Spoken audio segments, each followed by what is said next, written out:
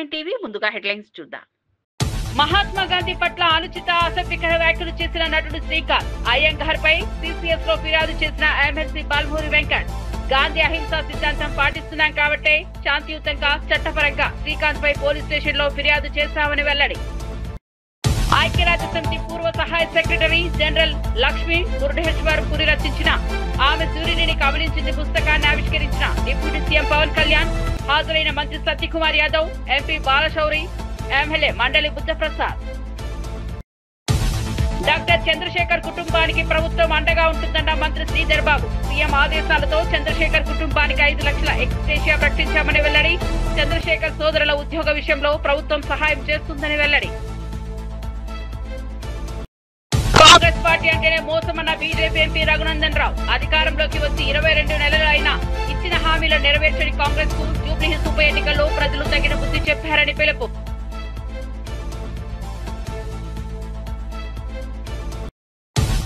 నాడు రాయలసీమను రతనాల సీమగా చేస్తామన్నది కేసీఆర్ కాదా అన్న టీపీసీసీ చీఫ్. బీసీలకు 42% కల్పించి తీరుతామన్న మహేష్ కుమార్ గౌడ్.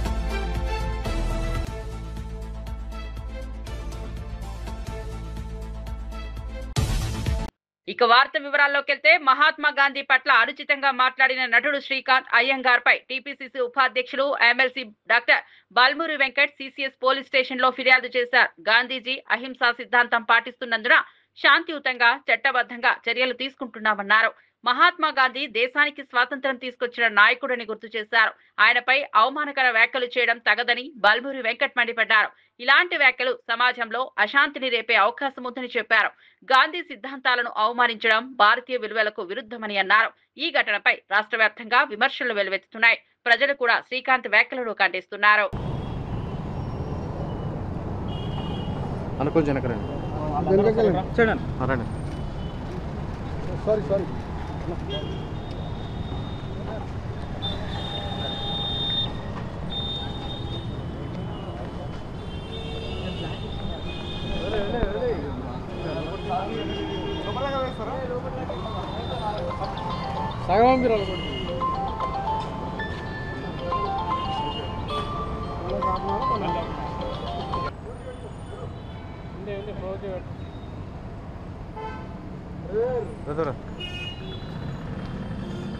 గత కొద్ది రోజులుగా సోషల్ మీడియా హ్యాండిల్స్లో అదేదో హీరోయిజం లెక్క తను మాట్లాడే విషయాలు గాంధీ గారి గురించి చాలా అసభ్యకరంగా పోస్టులు వీడియోలు పెట్టడం జరుగుతుంది. గాంధీ గారు అనే ఫాదర్ ఆఫ్ ది నేషన్ అంటే ప్రతి ఒక్కరికి కూడా గాంధీ గారు కూడా భారతదేశంలో ఉన్న ప్రతి ఒక్కరు కూడా మనందరం కూడా వారిని గౌరవంగా ఈరోజు మనం ఇంత స్వాతంత్రంతో స్వేచ్ఛతోటి మనం ఉన్నామంటే ఆ రోజు స్వాతంత్ర పోరాటంలో క్రియాశీలక పాత్ర పోషించి అహింస సత్యాగ్రహం వంటి అనేకమైన మూమెంట్స్ చేసిన గాంధీ గారి గురించి సోషల్ మీడియాలో అసభ్యకరంగా గాంధీ గారు ఒక పారాసైట్ ఏదైతే సంబంధించి యాంటీబయాటిక్ అవసరమో గాంధీ గారిని చంపనీకి అటువంటి సోషల్ మీడియా పోస్టులనేటి తను మాట్లాడడం జరిగింది. సో ఈ శ్రీకాంత్ పైన తను మాట్లాడిన మాటలపైన చాలా తీవ్రంగా ఖండిస్తూ ఏదైతే గాంధీ గారి ఫాలోవర్స్ అదేవిధంగా భారతదేశ ప్రజలందరూ కూడా తను మాట్లాడిన మాటలు వారి యొక్క మనసుల్ని నొప్పించే విధంగా ఉన్నాయి. దానికి సంబంధించిన శ్రీకాంత్ అయ్యంగార్ పైన ఏదైతే హైదరాబాదులో సైబర్ క్రైమ్లో తన పైన కేసు అనేది కంప్లైంట్ అనేది ఇవ్వడం జరిగింది. దానితో పాటు ఏదైతే ఫిల్మ్ ఇండస్ట్రీకి సంబంధించిన మా అసోసియేషన్ విష్ణు గారి సమయాన్ని కూడా కోరడం జరిగింది, వారి యొక్క సమయాన్ని కూడా అడగడం జరిగింది. ఇటువంటి వ్యక్తుల్ని ఎవరైతే గాంధీ గారి గురించి ఫాదర్ ఆఫ్ ది నేషన్ గురించి అసభ్యకరంగా మాట్లాడుతున్నారో మా అసోసియేషన్కి వెళ్ళి కూడా వారిని తొలగించాలి, తక్షణమే వారిని మా అసోసియేషన్కి వెళ్ళి తీసేయాలి, వారి యొక్క సభ్యత్వాన్ని కూడా క్యాన్సిల్ చేయాలి, రద్దు చేయాలని చెప్పి కూడా మా అసోసియేషన్ని కలిసి కూడా వారికి కూడా రిక్వెస్ట్. ఐక్యరాజ్య సమితి పూర్వ సహాయ సెక్రటరీ జనరల్ లక్ష్మీ మురుడేశ్వర్ పురి రచించిన ఆమె సూర్యుడిని కబలించింది పుస్తకం డిప్యూటీ సీఎం పవన్ కళ్యాణ్ ఆవిష్కరించారు. హైదరాబాద్ లో జరిగిన ఈ కార్యక్రమానికి మంత్రి సత్యకుమార్ యాదవ్, ఎంపీ బాలశౌరి, ఎమ్మెల్యే మండలి బుద్ధప్రసాద్ హాజరయ్యారు. మహిళల సాధికారత, లింగ సమానత్వం, ప్రపంచ సమాజంలో మహిళా నాయకత్వం వంటి అంశాలపై రచయిత అభిప్రాయాలు ఈ పుస్తకంలో పొందుపరచబడ్డాయి. పవన్ కళ్యాణ్ మాట్లాడుతూ మహిళలు సమాజ మార్పుకు మూలస్తంభమని, వారిని గౌరవించడం మనందరి బాధ్యతగా పేర్కొన్నారు. ఈ పుస్తకం యువతకు ప్రేరణగా నిలుస్తుందని అభిప్రాయపడ్డారు. పుస్తక ఆవిష్కరణ సందర్భంగా సభలో ఉత్సాహభరిత వాతావరణం నెలకొంది.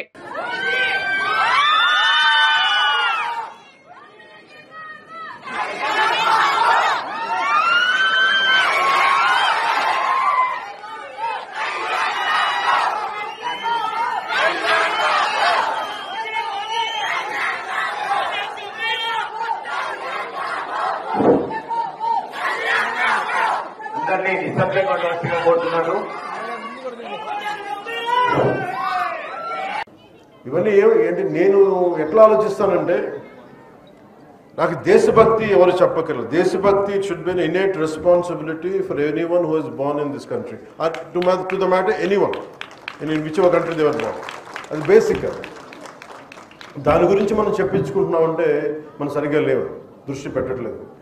అలాగే నేను జడ్జిమెంట్ చేయను whether I'm leftist or rightist. నేను ఎప్పుడు జడ్జిమెంట్, నేనేమని చెప్తానంటే సమతుల్యత. It's a balance. ప్రపంచం మనం కూర్చోబెట్టి మన ఎక్స్ట్రీమ్ లెఫ్ట్ ఎక్స్ట్రీమ్ రైట్ అంటే పనిచేయదు. సో నేను అందుకని ఈరోజు నేను పాలిటిక్స్కి వచ్చినా, పుస్తకాలు చదివినా, అది ఎవరికో చెప్పడానికో ఈరోజు పంచుకున్నాను. కానీ నా ఆలోచన ప్రతిసారి ఏముంటుంది, నేను మన విజయవాడ ఇలాంటి వచ్చినప్పుడు నేను కమ్యూనిస్టులతో మాట్లాడతాను, లేదంటే రైట్ వింగ్ మారిపోయాడు ఇట్లాంటి. నేను ఎప్పుడు అట్లేదు, ఎప్పుడు ఒకటేలా ఉన్నాను. కాదేంటంటే నేను ఎప్పుడు ఆ బ్యాలెన్స్ని చూసుకుంటా ఉన్నాను.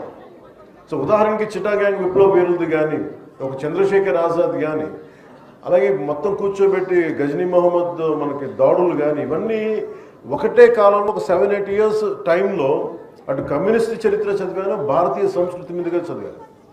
అలాగే నండూరు రామ్మోహన్ రావు గారి విశ్వదర్శనం కానీ, ఇవన్నీ కూడా నా మీద చాలా ప్రభావం చూపించే ఇవన్నీ. సో పుస్తకాల మీద నాకు ఒక అపరిమితమైన ఎందుకు ఇష్టం. చిన్నప్పుడు వెతికాను, మెడ్రాస్కి వెళ్తే హిగిన్ బోథామ్సన్, లేదంటే ల్యాండ్ మార్క్లో, ఇక్కడికి వచ్చిన తర్వాత యుఎస్కి లాంటి వెళ్తే బాన్స్ అండ్ నోబుల్స్ అని అలాంటి పుస్తకాలకి వెళ్ళి వెతికేవాడిని పుస్తకాల కోసం, తపన పడతాను పుస్తకాల కోసం. ఇదంతా దేనికి చేస్తానంటే to understand each other culture, మనం వేరే సంస్కృతిని అర్థం చేసుకోవటం. అన్ని జీవితాలను మనం బతకలేం, కానీ ఒక్కొక్క పుస్తకంలో రాసే జీవితం దానికి సంబంధించిన అంశాలు మనల్ని చాలా ప్రభావితం చూపిస్తాయి. అలాగే మనకి పొద్దున్నే చదువుతా నేను వనవాసి విభూతి భూషణ్ బందోపాధ్యాయ గారిది వనవాసి పుస్తకం చదువుతూ వచ్చాను. ఆ దాంట్లో అది ఏముంటుందంటే అది తెలుగు ట్రాన్స్లేషన్. అది అలాంటిది ఆయన గురించి చదువుతూ ఉంటే మనకి 1914-20లో ఎలా ఉండేది కలకత్తా, అప్పుడు పరిస్థితులు ఏంటి, అప్పుడు ఆలోచన విధానం ఎలా ఉండేది, ఇట్లాంటివన్నీ మనకి. మచిలీపట్నం పట్టణ పోలీస్ స్టేషన్ లో సీఐ యేసుబాబుతో పేర్ని నాని మధ్య జరిగిన వాగ్వాదం రాజకీయంగా చర్చనీయాంశమైంది. ఈ ఘటనపై స్పందించిన పేర్ని నాని తాను ఎక్కడా విధులకు ఆటంకం కలిగించలేదని స్పష్టం చేశారు. పెళ్లిపీటలపై కూర్చోవలసి ఉండటంతో త్వరగా రిమాండ్ ప్రక్రియ పూర్తి చేయాలని మాత్రమే అడిగానని తెలిపారు. మేయర్ భర్తపై సీఐ రెచ్చగొట్టేలా మాట్లాడారని ఆరోపించారు. కేసు పెడితే ఏమవుతుందని ప్రశ్నిస్తూ అరెస్ట్ అయితే బెయిల్ తీసుకొస్తామన్నారు. ఈ ఘటనపై స్థానిక రాజకీయ వర్గాల్లో చర్చలు జరుగుతున్నాయి. పోలీసులు, ప్రజాప్రతినిధులు మధ్య సయోధ్య అవసరమని విశ్లేషకులు వ్యాఖ్యానిస్తున్నారు. నేను దబాయించాను, పోలీసుల్ని థ్రెటన్ చేశానని మాట్లాడారు. మాతో పాటు అక్కడ ఏఆర్ఎస్ఐ గారు ఉన్నాడు, ఏఆర్ కానిస్టేబుల్స్ ఉన్నారు, స్పెషల్ పార్టీ వాళ్ళు, ఇంకా పోలీసులు చాలామంది ఉన్నారు, కానిస్టేబుల్స్ ఉన్నారు. స్టేషన్లో అడగండి. నేను సుబ్బన్ని వదిలిపెట్టే నువ్వు ఎందుకు తెస్తారు మీరని నేను మాట్లాడానా? వాస్తవాలు ఏంటో తెలుసుకోండి. నేనైతే సుబ్బన్ని మరొకసారి చెప్తాను, సుబ్బన్ని విడిచిపెట్టమని అడగలేదు, నేను తీసుకెళ్తానని అడగలేదు. ఇది అసత్యం. తొందరగా రిమాండ్కి పెట్టండి, రేపు పెళ్ళి ఉంది, పీటల మీద ఇట్లనే కూర్చోవాలి అని మాత్రం నేను గట్టిగా మాట్లాడాను, చెప్పాను. చెప్తే వాళ్ళు సరే పెట్టేస్తాం రిమాండ్కి అన్నారు.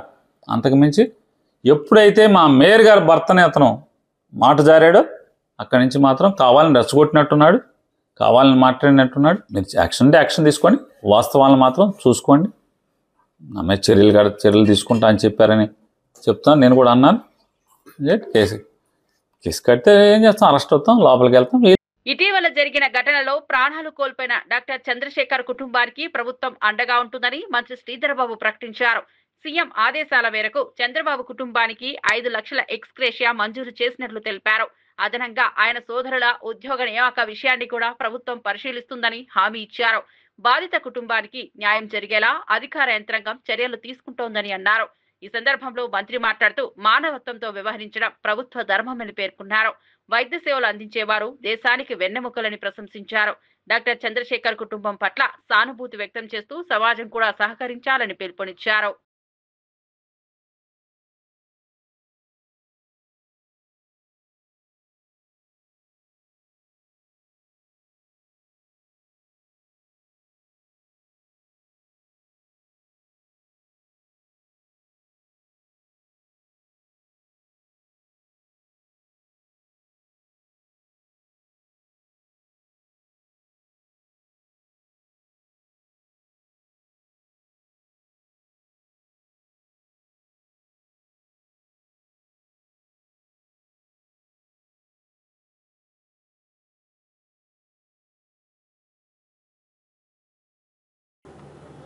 ఒక దుర్ఘటన, హంతకులతోని చంపబడ్డ మరి ఈ సోదరుడికి సంబంధించిన కుటుంబాన్ని ఆదుకోవాలి అని ముఖ్యమంత్రి గారు మరి వారి కుటుంబానికి 5 లక్షల రూపాయల ఎక్స్గ్రేషియాను ప్రభుత్వం తరఫున ప్రకటించడం, దానికి తోడు వారి ఇద్దరు అన్నలు కూడా బాగా చదువుకున్న వ్యక్తులు,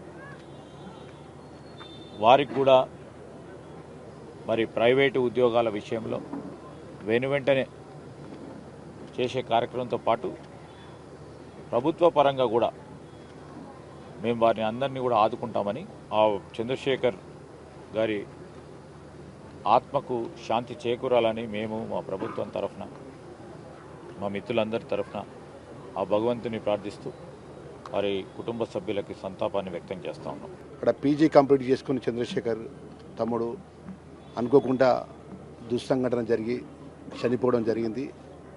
ఆ చనిపోయిన విషయం తెలిసిన వెంటనే ఆ కుటుంబానికి రాష్ట్ర ముఖ్యమంత్రి ఆదేశాలు ఇచ్చి ఇక్కడ స్థానికంగా ఉన్నటువంటి మా కాంగ్రెస్ పార్టీ నాయకులు, మరి ఇన్ఛార్జ్ మినిస్టర్గా ఉన్న పెద్దలు, ఈ రంగారెడ్డి జిల్లా ఇన్ఛార్జ్ మంత్రివర్యులు పెద్దలు శ్రీధర్ బాబు గారు, మన వెల్ఫేర్ మినిస్టర్గా ఆ సంఘటన విషయం తెలిసిన వెంటనే నెక్స్ట్ డే నేను ఇక్కడ స్వయంగా వచ్చి ఆ కుటుంబానికి అన్ని విధాలు కూడా మీకు ప్రభుత్వం అండగా ఉంటుంది, మీకు ధైర్యంగా ఉండాలని చెప్పి ఆ తల్లిని ఉదార్చడం జరిగింది.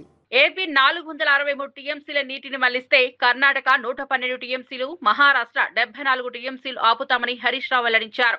ఈ పరిస్థితుల్లో తెలంగాణకు భారీ నష్టం జరుగుతుందనే ఆందోళన వ్యక్తం చేశారు. కృష్ణా జలాలపై సీఎం రేవంత్ రెడ్డి మౌనం ఎందుకని ప్రశ్నించారు. నల్లమల బిడ్డనని చెప్పుకునే రేవంత్ నల్లమల ప్రజల సమస్యలపై నోరు ఎందుకు విప్పట్లేదని ఎద్దేవా చేశారు. నువ్వు నల్లమల పులివా, పిల్లివా, ఎలుకవా అంటూ తీవ్ర వ్యాఖ్యలు చేశారు. పులి అయితే మాట్లాడేవాడినని, కానీ ఎలుకలా మౌనంగా ఉన్నారని విమర్శించారు.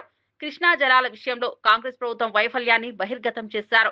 తెలంగాణ హక్కుల కోసం పోరాడాల్సిన సమయం వచ్చిందని హరీష్ పిలుపునిచ్చారు. ప్రభుత్వం కేంద్రానికి రాసిన లేఖ ఎంత స్పష్టంగా రాసింది అంటే వాళ్ళు కర్ణాటక ప్రభుత్వం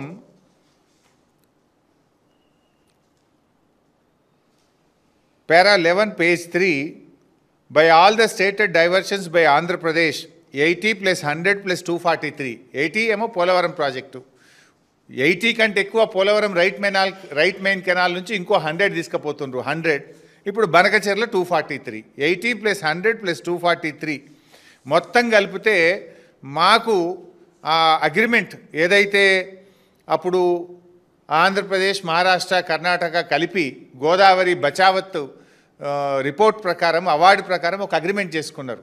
గోదావరి నీళ్లు కృష్ణానదికి మళ్లిస్తే దాంట్లో ఎగువ రాష్ట్రాలకు కూడా వాటా ఉంటుంది. ఆ వాటా ప్రకారంగా 463 టీఎంసీలు ఇవాళ ఆంధ్రప్రదేశ్ మళ్లిస్తుంది. మాకు 112 టీఎంసీలు పైన కృష్ణాలో మేము ఆల్మట్టిలో ఆపుకుంటామని రాసిండు. 423 టీఎంసీలు ఆంధ్రప్రదేశ్ మళ్లిస్తుంది. బనకచెర్ల కావచ్చు, పోలవరం కావచ్చు, అదనంగా తీసుకునేది కావచ్చు. మొత్తం 423లో 112 టీఎంసీలు పైన ఆపుకుంటా. ఎంత స్పష్టంగా రాస్తారంటే పేజ్ 13లో, the ministry of Jal Shakti is requested to intimate the date of clearance of the project in question so that Karnataka can take appropriate action for utilisation of Krishna water. మీరు ఎప్పుడు అనుమతిస్తారో మాకు చెప్పండి. మీరు అనుమతిస్తే ఇక మేము తెల్లారికెళ్ళి మీద నీళ్ళు ఆపుకుంటా, కృష్ణానది జలాలు నేను ఆపుకుంటా మీద అంటుండు. మీరు అనుమతిస్తే మీద నీళ్ళు నేను ఆపేసుకుంటా అంటుండు. ఎవడు నష్టపోతాడు? తెలంగాణ పరిస్థితి రెండింటికి చెడ్డ రేవుడవుతుంది. కింద గోదావరి నీళ్ళు పోతే మీద కర్ణాటక వాడు కృష్ణా నీళ్ళు ఆపుకుంటే మన బతికేం కావాలి? మాకు హక్కున్నది. మాకు గోదావరిలో జరిగిన ఇంటర్స్టేట్ అగ్రిమెంట్ ప్రకారంగా ఆంధ్రప్రదేశ్ ఎన్ని నీళ్లు మళ్లిస్తే పైన కృష్ణాలో మా రేషియో ప్రకారం మేము ఆపుకుంటాము, 112 టీఎంసీలు ఆపుతామని చెప్పి ఇది కర్ణాటక రాసిన ఉత్తరం.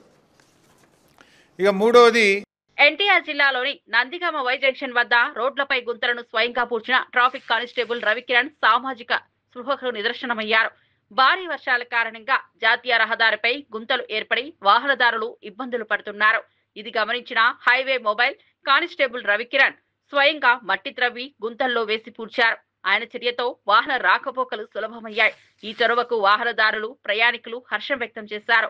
ప్రభుత్వ యంత్రాంగం పాక్షికంగా స్పందించినప్పటికీ ప్రజల కోసం ముందుకు వచ్చిన ఈ పోలీస్ విధి నిబద్ధతను ప్రతిబింబించారు. రవికిరణ్ సేవా దృక్పథం సోషల్ మీడియాలో ప్రశంసలు అందుకుంటోంది.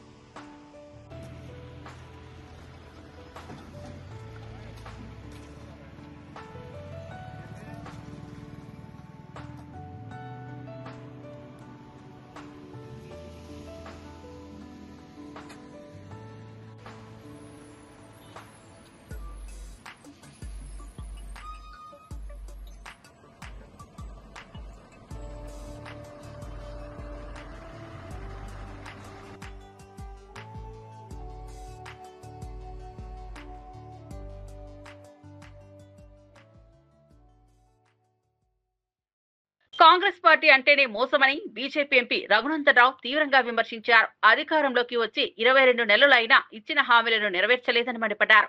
జూబ్లీహిల్స్ ఉప ఎన్నికల్లో ప్రజలు కాంగ్రెస్ కు తగిన బుద్ధి చెప్పాలని పిలుపునిచ్చారు. ఎర్రగడ్డ, బోరబండ డివిజన్లకు సంబంధించిన బీజేపీ కార్యకర్తల సౌకర్యార్థం సారథినగర్ సొసైటీలో కొత్త కార్యాలయాన్ని ప్రారంభించారు. ఈ సందర్భంగా రఘునందన్ రావు మాట్లాడుతూ కార్యకర్తలు కష్టపడి కాకుండా ఇష్టపడి పనిచేయాలని సూచించారు. ప్రజల ఆశీర్వాదంతో బీజేపీ శక్తివంతమైన ప్రత్యామ్నాయంగా నిలుస్తుందని విశ్వాసం వ్యక్తం చేశారు. ఉప ఎన్నికల్లో విజయం సాధించడానికి పార్టీ వ్యూహాలను సక్రమంగా అమలు చేస్తామని చెప్పారు. భారతీయ జనతా పార్టీ గీత గీసి బరి గీసి కొట్లాడుతుంది. గెలిచేది భారతీయ జనతా పార్టీ కమలం గుర్తు. టీఆర్ఎస్ పార్టీ 10 సంవత్సరాల అధికారంలో ఉన్నటువంటి వారి ఎమ్మెల్యే గారు, దివంగత ఎమ్మెల్యే గారు, ఏ బస్తీ రూపురేఖల్ని మార్చినటువంటి ఎమ్మెల్యే గారు ఇలా సానుభూతి పేరిట వారి శ్రీమతిని పెట్టి రాజులు యువరాజులు ఆడేటువంటి కొత్త నాటకానికి జూబ్లీ హిల్స్ ప్రజలు గుణపాఠం చెప్పాలని నేను సవినయంగా వారికి అందరు కూడా విజ్ఞప్తి చేస్తాను. ఇట్లా కాంగ్రెస్ ఇచ్చినటువంటి హామీలు, పెంచుతా అన్న పెన్షన్లు, వాళ్ళు చెప్పింది ఒక బస్సు తప్ప ఇంకేం ఇస్తలేరు. ఆ బస్ కిరాయిలు కూడా నిన్న మొన్న పెంచారు. ఇటు చెల్లెళ్ళకు ఫ్రీ ఇచ్చి ఇటు అన్న దగ్గరికి వెళ్ళి మళ్ళీ గుంజే కార్యక్రమం మొదలు పెడతా ఉన్నారు. అందుకని కాంగ్రెస్ అంటేనే మోసమని కార్యకర్తలందరూ కూడా విశదీకరించి చెప్పి భారతీయ జనతా పార్టీని గెలిపించాలని నేను ఆశపడతాను. మాజీ మంత్రి నారాయణ స్వామిపై మంత్రి అనిత వంగలపూడి మండిపడ్డారు. వయసు పెరిగినా బుద్ధి మాత్రం పెరగలేదని ఎద్దేవా చేశారు. స్వార్థ ప్రయోజనాల కోసం అంబేద్కర్ పేరుతో రాజీనామాలు చేస్తున్నారని ఆరోపించారు. అంబేద్కర్ విగ్రహానికి ఎవరో నిప్పంటిస్తే దానికి మాట్లాడాల్సింది పోయి రాజకీయ వ్యాఖ్యలు చేయడం ఏంటని ప్రశ్నించారు. సామాజిక న్యాయం కోసం పోరాడిన మహానుభావుల పేరుతో రాజకీయ లాభాలు పొందడం తప్పు అని అన్నారు. అంబేద్కర్ వారసత్వాన్ని గౌరవించాలంటే ఆయన సిద్ధాంతాలను ఆచరణలో పెట్టాలని సూచించారు. రాష్ట్ర ప్రజలు ఇటువంటి వ్యాఖ్యలతో మభ్యపడమని చెప్పారు. అనితా వంగల్పూడి వ్యాఖ్యలు రాజకీయ వర్గాల్లో చర్చనీయాంశంగా మారాయి. ఇక్కడ అంటే కలెక్టర్ అంటే అంబేద్కర్ గారిని కూడా ముందుకు తీసుకొచ్చి రాజకీయాలు చేయాలనుకోవడం ఎంతవరకు సమంజసం అని ఈ రోజు నేను అడుగుతున్నా, మీ ద్వారా ప్రజానికాన్ని అడుగుతున్నా. మళ్ళీ వాళ్ళు అదే మాట్లాడతారు. దీనికి తోడు డిప్యూటీ సీఎం గా చేసిన ఈ మాజీ డిప్యూటీ సీఎం, మాజీ లిక్కర్ మంత్రి, వీళ్ళందరూ కూడా నారాయణ స్వామి వయసు పెరిగింది కానీ బుద్ధి పెరుగుతుందో లేదో నాకైతే అర్థం కావట్లేదు. తిండి పెట్టిన వాళ్ళు ఎవరైనా రొమ్ము గుద్దే మనుషులు ఉంటే వాడిని మనిషి కింద మనం ఎవరు కూడా లెక్క చేయం. అటువంటి అంబేద్కర్ గారి విగ్రహాన్ని తగలబెట్టేసి దాని ద్వారా రాజకీయం చేద్దాం అనుకుంటే నువ్వు సరాసరి వచ్చి ఇది ఎందుకు జరిగింది, ఎలా జరిగింది అని మాట్లాడడం మానేసి ఇక్కడికి వచ్చి కూర్చొని రాజకీయం చేసి తెలుగుదేశం పార్టీ వాళ్ళు మీరు చేశారు కాబట్టి మీరు వెళ్ళి వాళ్ళని అరెస్ట్ చేయండి అని పోలీసులకు ఇన్స్ట్రక్ట్ చేసే పరిస్థితి. ఇలాంటి రాజకీయం అంటే, ఇలాంటి మీ పరిపాలన అంటే, ఇందుకైనా 2 సార్లు ఇక్కడ ఈ నియోజకవర్గం వాళ్ళని గెలిపించారు, ఇందుకైనా డిప్యూటీ సీఎం పొజిషన్ నిన్ను కూర్చోబెట్టి మాట్లాడారు. అని ఎవడైనా, ఏ పార్టీ వాడైనా, ఏ కులం వాడైనా అంబేద్కర్ విగ్రహానికి అవమానం జరిగింది, అంబేద్కర్ గారికి అవమానం జరిగిందంటే కులాలకి మతాలకి అతీతంగా రోడ్డు మీదకి వచ్చి కూర్చొని జై భీమ్ అనే ఒకే ఒక నాయకుడు ఎవరైనా ఉన్నారంటే మన అంబేద్కర్ గారు. అటువంటి అంబేద్కర్ గారి విగ్రహానికి నిప్పు పెడితే దానికి రాజకీయ రంగు పులిమి నువ్వు వచ్చి రోడ్డు మీద కూర్చొని దాన్ని స్టేట్ వైడ్ ఇష్యూ చేయడానికి ఎక్కడికి నుంచో నాయకులు తీసుకొచ్చి నువ్వు కూర్చోబెడతావా?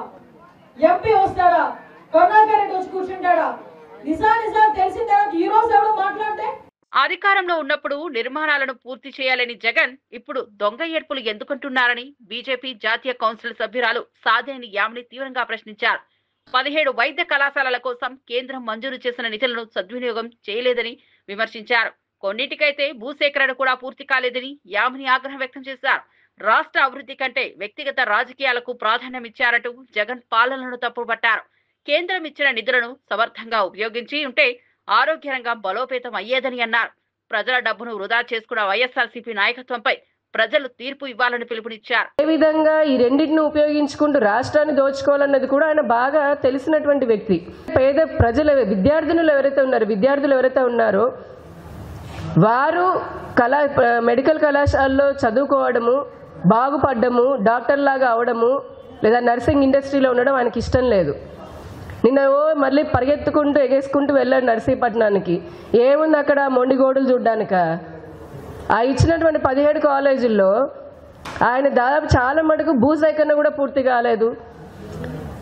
సెంట్రల్ స్కీమ్ కింద భారత కేంద్ర ప్రభుత్వము అలానే కొన్ని గ్రాంట్ల కింద అనుకోండి ఆర్థిక సహాయాన్ని 1965 కోట్ల రూపాయలు ఈ మెడికల్ కళాశాలల కింద కేంద్ర ప్రభుత్వం కూడా సహాయం చేసింది.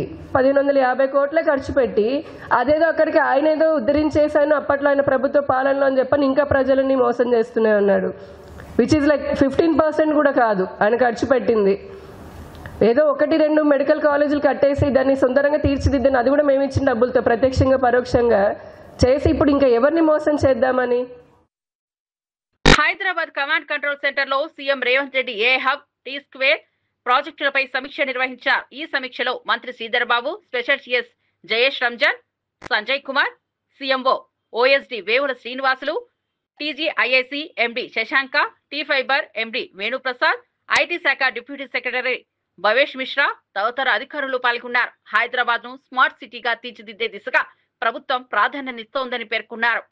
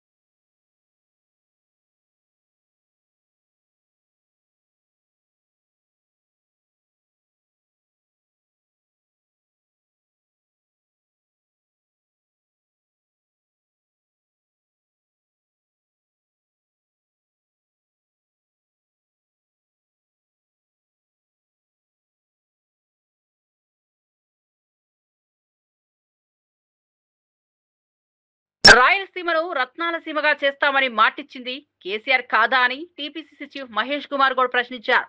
గతంలో కేసీఆర్ చేసిన హామీలపై ఇప్పుడు బీఆర్ఎస్ నాయకత్వం సమాధానం చెప్పాలన్నారు.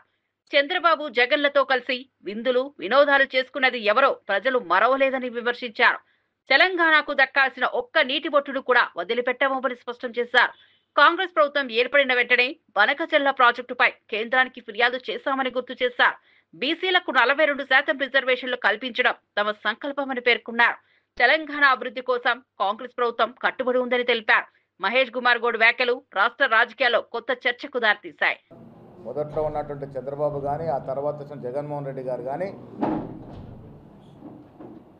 ఆ ఇద్దరితోనూ కేసీఆర్ గారు కలిసి భోజనాలు చేయడం, విందులు వినోదాలు చేసుకోవడం,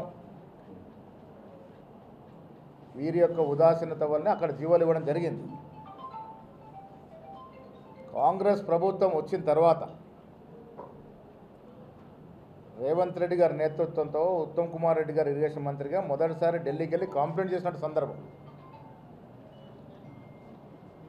బనకచెర్ల ముందుకు పోకుండా ఆగాలని కంప్లైంట్ ఇచ్చింది 2023లో వచ్చినటువంటి కాంగ్రెస్ ప్రభుత్వం. ముఖ్యమంత్రి గారు, ఇరిగేషన్ మంత్రి గారు, ఎమ్మెల్యేలకి, ఎంపీలకి, మంత్రులందరికీ పవర్ పాయింట్ ప్రజెంటేషన్ ఇచ్చి కూలంకషంగా వివరాలను చెప్పడం జరిగింది ప్రజాభవన్లో. సరే, ఇవన్నీ ఒక్కటైతే ఒక్కటి మాత్రం వాస్తవం, కాంగ్రెస్ ప్రభుత్వం తెలంగాణకి దక్కాల్సిన నీటి వాటా విషయంలో ఎక్కడ కూడా కాంప్రమైజ్ ఉండదు. ఒక్క నీటి చుక్కను కూడా వదులుకోవడానికి కాంగ్రెస్ ప్రభుత్వం రేవంత్ రెడ్డి నేతృత్వంలో ఆ ప్రశ్నే రాదు. తెలంగాణకి రావాల్సిన హక్కుల విషయంలో ఎక్కడ కూడా రాజీ ఉండదు. ఇది స్పష్టం. ఇంకా లోకల్ బాడీ ఎన్నికల విషయానికి వచ్చినప్పుడు ముఖ్యమంత్రి గారు కానీ డిప్యూటీ గారు కానీ మేము కానీ మా మీనాక్షి నటరాజన్ కానీ కట్టుబడి ఉన్నాము. 42% రిజర్వేషన్ ఇవ్వాల్సిందే అనేటువంటి విషయంలో కట్టుబడి ఉన్నాం. ఇలా కోర్టులో ఇంటర్వ్యూ స్టే ఇచ్చినప్పటికి కూడా ముఖ్యమంత్రి గారు మేమంతా కూడా వీలైన త్వరగా సుప్రీంకోర్టుకి వెళ్ళి హైకోర్టు ఇచ్చిన స్టే మీద అప్పీల్ చేయాలంటే ఒక నిర్ణయంతో ఉన్నాం. బీసీలకి 42% రిజర్వేషన్ విషయంలో ఎక్కడ రాజీ ఉండదు. 42% రిజర్వేషన్ విషయంలో బీజేపీ పార్టీ ఆపణలో అసలైన ముద్దాయి. ఇలా తెలంగాణ కాంగ్రెస్ ప్రభుత్వం రేవంత్ రెడ్డి గారి నేతృత్వంలో 3 జీవోలు ప్రభుత్వం రాగానే 95 ఏళ్ల తర్వాత స్వాతంత్రం వచ్చిన తర్వాత మొట్టమొదటిసారిగా కుల సర్వే చేయడం అనేది ఒక చరిత్రాత్మక నిర్ణయం. ఆ కుల సర్వే కూడా శాస్త్రీయబద్ధంగా చేసి ఎంపెరికల్ డేటాను ఎస్టాబ్లిష్ చేయడం జరిగింది. ఆ డేటా ఆధారంగానే ఇవాళ 42% రిజర్వేషన్ ఇచ్చాం. అంతకుముందు ఏ ఆధారం లేదు. బీసీలకు రిజర్వేషన్ ఇవ్వాలంటే ఏ ఆధారం లేదు. సుప్రీంకోర్టు చాలా సందులు అడిగింది మీకు ఏ ఆధారమే. ఇప్పుడు అలాంటి ఆధారం కాంగ్రెస్ ప్రభుత్వం ఇలా కుల సర్వే ద్వారా పొందుపరిచింది. ఒక ఎంపెరికల్ డేటాను పొందుపరిచింది కాబట్టి 42% జీవో ఇస్తూ సీఎం రేవంత్ రెడ్డిపై ఒక వారం లోపు సుప్రీంకోర్టులో కేసులు వేస్తానని ప్రజాశాంతి పార్టీ అధ్యక్షుడు కేఏ పాల్ సంచలన వ్యాఖ్యలు చేశారు. రేవంత్ పై ఇప్పటి వరకు 18 ఫిర్యాదులు వచ్చాయని వాటిని చట్టపరంగా ముందుకు తీసుకెళ్తానని వెల్లడించారు. రాష్ట్ర ప్రజల కోసం తాను న్యాయ పోరాటం కొనసాగిస్తానని స్పష్టం చేశారు. తెలంగాణలో అవినీతి, అధికార దుర్వినియోగం పెరిగిపోతున్నాయని ఆరోపించారు. పాల్ మాట్లాడుతూ ప్రజాస్వామ్యంలో ఎవరూ చట్టానికి పై చేయి కాదని గుర్తు చేశారు. సుప్రీంకోర్టులో కేసులు వేస్తా. ఎందుకు అంటే తమ్ముడు రేవంత్ 18 కంప్లైంట్లు వచ్చాయి. ఇప్పటికి ఒక్కొక్కటి కొన్ని వేల కోట్లు కంప్లైంట్లు. Public interest litigation form frame చేస్తున్నాను. 1 by 1 వీక్ సమయం ఇస్తున్నాను.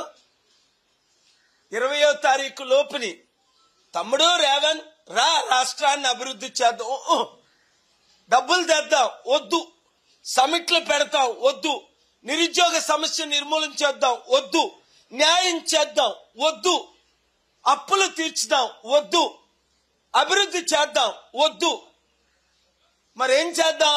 దోచుకు తిందాం. వాళ్ళే దోచుకుంటున్నారు. 1 by 1 18 కంప్లైంట్లు నేను పెట్టానా? బాగోదు, రాష్ట్రాలు పాడైపోతాయని నేను కొంచెం ఆలోచిస్తున్నాను మంచి మనసుతో. చూసారా, ఆ రాకేష్ అనే ఆయన షూ ఇసిరాడు. చీఫ్ జస్టిస్ గారు క్షమించేశారు. ఒక దళితుడైన ప్రధాన న్యాయమూర్తికే సేఫ్టీ లేక చెప్పులు ఇసురుతుంటే అడ్డుకోపోతే ఆయనకి ఎంత ఇంజురీ అవును? అసలు అలాంటి వాడిని అరెస్ట్ చేసి 3 గంటల్లో వదిలేశారు. అంటే అర్థం ఏంటి? ఒరే, సనాతన ధర్మం పేరుతో చెప్పులు ఇసరండ్రా, కత్తులెట్టుకొని బయలుదేరండ్రా, దళితుల్ని చంపండ్రా, క్రిస్టియన్ ముస్లింల మీద దాడులు చేయండ్రా అని ఎక్కడైనా సనాతన ధర్మం చెప్పిందా? సనాతన ధర్మం పేరుతో పవన్ కళ్యాణ్ ఏమో లడ్డూలో అబద్ధాలు ఆడి నేను సుప్రీంకోర్టుకి వెళ్ళని నోరు మూయించాను. చూడండి, పొంగులేటి శ్రీనివాసరెడ్డి 1000 కోట్లు ఎలా సంపాదించాడు? అవినీతిగానే సంపాదించాడు, నీతిగా సంపాదించలా. ఈ రాజకీయ నాయకులు కొండా సురేఖ రాసిన లెటర్లో సత్యం లేకపోతే ఆయన డెఫమేషన్ కేసు వేస్తాడు కదా. సత్యం ఉండబట్టే 71 కోట్లే దొరికారు. అది వాళ్ళు భాగం పెంచుకుంటున్నారు. ఇది అని గొడవలు, ఇంటర్నల్ గొడవలు. అరే, 4 కోట్ల తెలంగాణ ప్రజల్లో 1 కోటి మందికి తిండి లేదు, ఉచిత విద్య లేదు, ఉచిత వైద్యం లేదు, నిరుద్యోగులకు ఉద్యోగాలే. 60 లక్షల మంది నిరుద్యోగులు ఉన్నారు తెలంగాణలో. ఆంధ్రప్రదేశ్ లో 1 కోటి మంది నిరుద్యోగులు ఉన్నారు. మహిళలకు రక్షణ లేదు. ఎవరైనా పట్టించుకుంటున్నారా? ఎలక్షన్ల ముందు 1000 రూపాయలు 2000 ఇవ్వడం, పనికిమాలిన వాగ్దానాలు చేయడం. మరిన్ని అప్డేట్స్ కోసం చూస్తూనే ఉండండి A9 TV.